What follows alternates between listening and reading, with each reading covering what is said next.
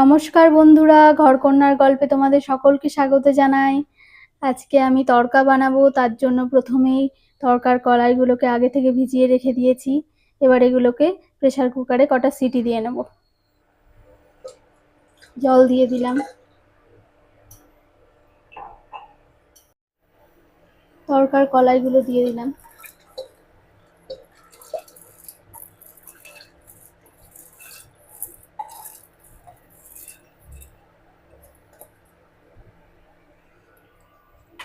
কিছুটা হলুদ দিলাম,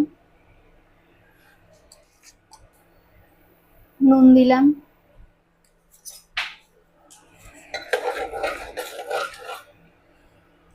ঢাকনাটা লাগিয়ে দিলাম। 3-4টে মতো সিটি দিয়ে নেব। সর্ষের তেল দিয়ে দিলাম।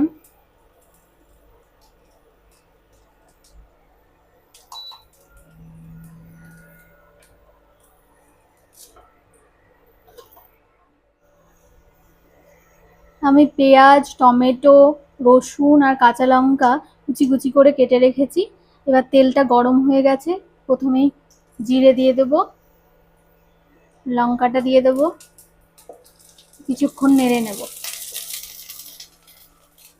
এবার রসুনটা দিয়ে দেব। রসুনটা কিছুক্ষণ ভেজে নিতে হবে, সুন্দর একটা গন্ধ বেরোলে তারপরে বাকি পেঁয়াজ আর টমেটোটা দিয়ে দেব। রসুনটা ভাজা হয়ে গেছে, এবার পেঁয়াজটা দিয়ে দেব। এবার পেঁয়াজটা কিছুক্ষণ ভেজে নেব। 1 চামচ মতো আদা বাটা দিলাম।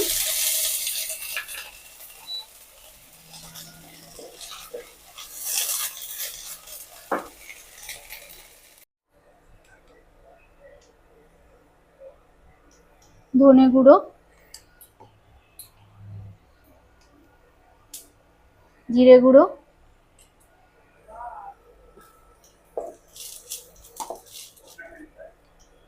হলুদ গুঁড়ো, নুন,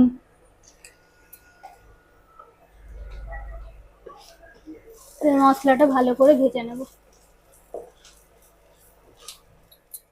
এবার টমেটোটা দিয়ে দিলাম।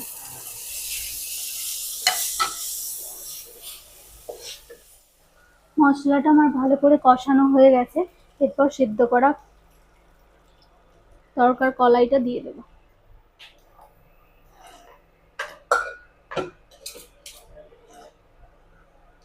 এরপর কিছুক্ষণ ঢাকা দিয়ে রাখি, তাহলেই হয়ে যাবে। আমার তড়কা হয়ে গেছে, এবার আমি ধনেপাতা ছড়িয়ে দেব।